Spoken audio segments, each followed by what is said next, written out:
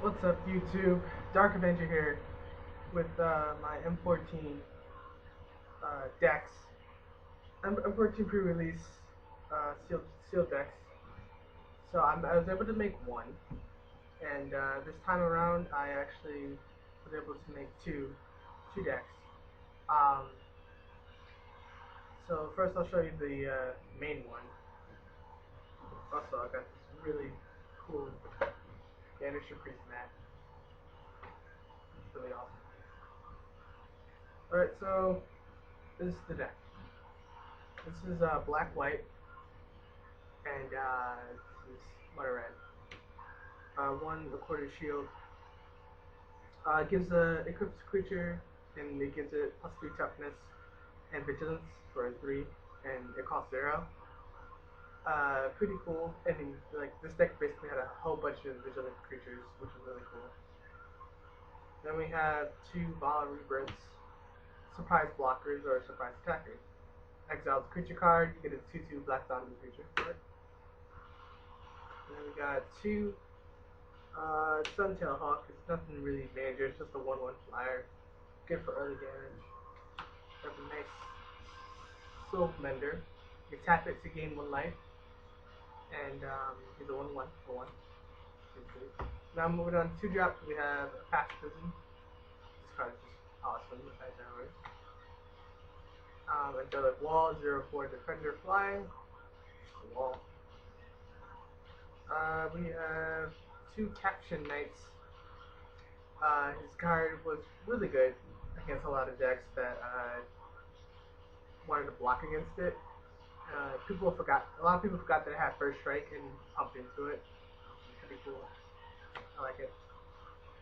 Corpse Hauler gets a creature back from your graveyard for 3 mana by sacrificing him. He's a 2/1.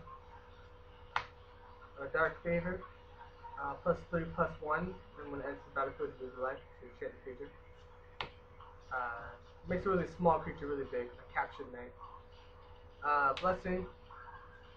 Uh, the way I look at it is like a 5 breathing for white. You pay one white mana. The enchanted creature gets +1/+1 for 2 white mana. Then we have a Bubbling Cauldron. Basically just keeping you in the game. And then we have an Exactrid. He's got the Necromancer. Whenever he or another human dies, you get a 2/2 black zombie creature, and it comes with attack. He's pretty good. There's a considerable amount of humans in the deck, so he's one of those synergistic cards in this deck. There's a lot of synergy in this deck.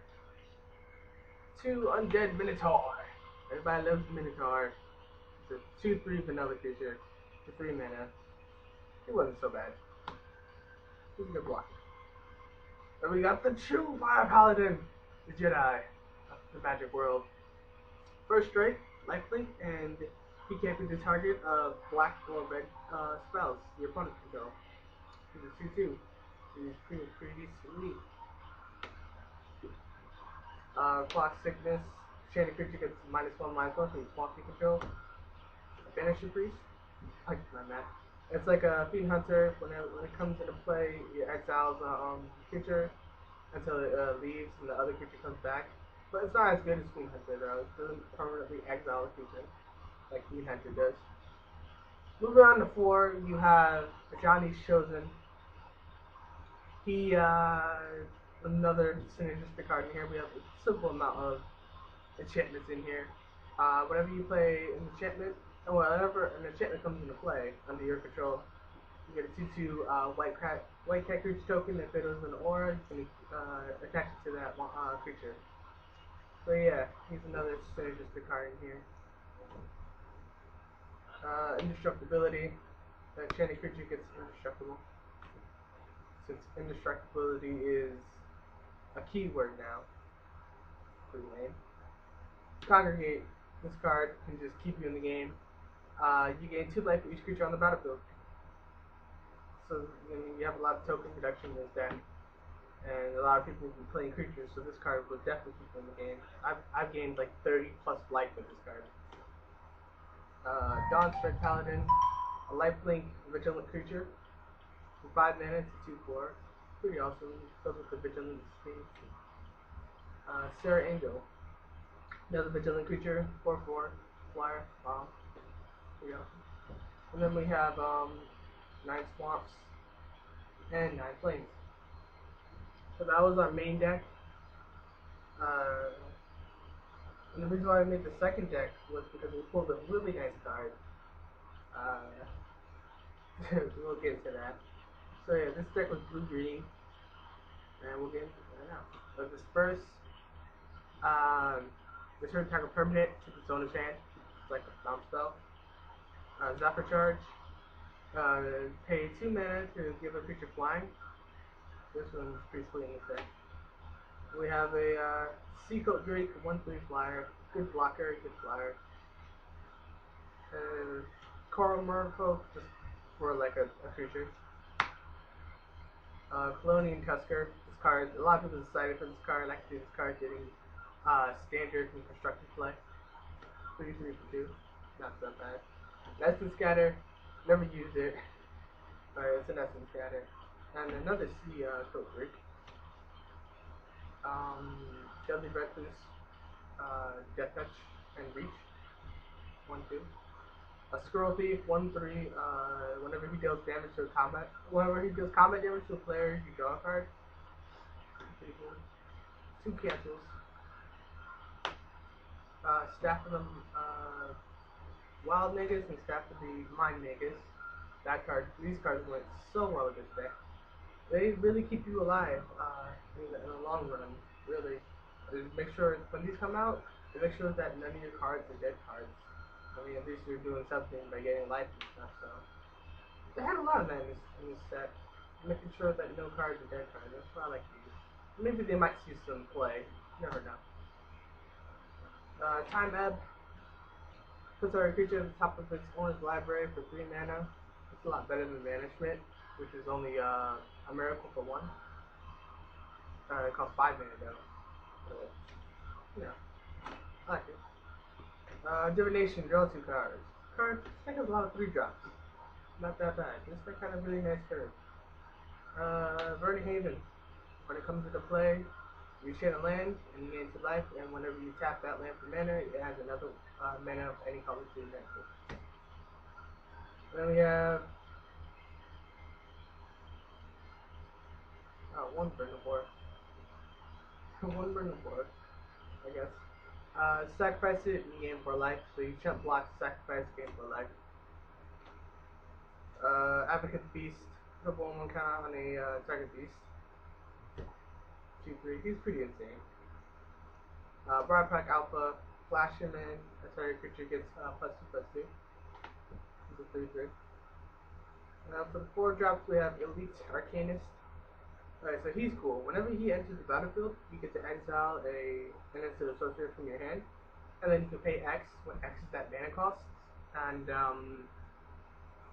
the converted mana cost, and you can play that card without, yeah, you can play it without paying its mana cost. So basically, yeah, you get free cancels. Not free cancels, but you know, if you use that blue that turn, you only have 3 green up. You can still cancel something. And Disperse is also a target, so he was pretty cool. 2 Nephralia, Sea Kite. No, I don't think anybody realized this card has Flash. Because every time I played against it, they played it on their turn. I'm like, this card's a really good surprise blocker. It's 2/3 and a flyer at that. Arcanomancer, really another synergistic card with the Arcanist and most of the other stuff in this deck. So I like synergies. Rumbling Bailoff, the 4/4 beast, target for active beast. Sporebound. This guy is really cool. Whenever a land comes into play, you get a 1/1 Sapperling. I love Sapperlings, and I would try to play this card. It's 5 minutes. It's a 5. It's a 3/3 for 5, which is kind of bad, but I don't know how I feel about it. I like it. So gets a lot of Sapperlings out over time. And then we have Garruk, Caller of Beasts. So he's a planeswalker for 6. And his +1 is reveal the top 5 cards of your library and put all creature cards revealed that way into your hand, and then put the rest of the bottom of your library in any order. His -3 is put a green creature from your hand to the battlefield. His -7 is you get an emblem and the emblem is whenever you cast a creature spell, you can search your library for a creature card and put it into the battlefield. So he was really insane in this deck. He got a lot of my creatures to my hand, kept refilling my hand, and he's like basically just card throwing, really. Green. He was really awesome. I never used his -3 because there wasn't that many targets. His -7, when I finally got his -7 off, I didn't have any more creatures left. But regardless, he would have been useless anyway. But yeah, that's the reason. And then our last card is Howl with the Night Pack. It's a 7 mana card, and you get a 2/2 wolf for each forest you control. So over the long game, you're just really just going to get like a ton of wolves if you're able to cast this card. This deck has a lot of good skull power, especially with the Zephyr Charge and the Spore Mound. Well, What? figure out how to become a giant block of ice. Oh, you were recording. I'm not talking to myself here. And we have 11 forests and 10 islands. And that was my pool. I didn't get into any high plays, so I got one pack. Um, yeah, I didn't really pull that much stuff from that. But I got this cool mat, and I'm happy about that. And that was my Seal event experience.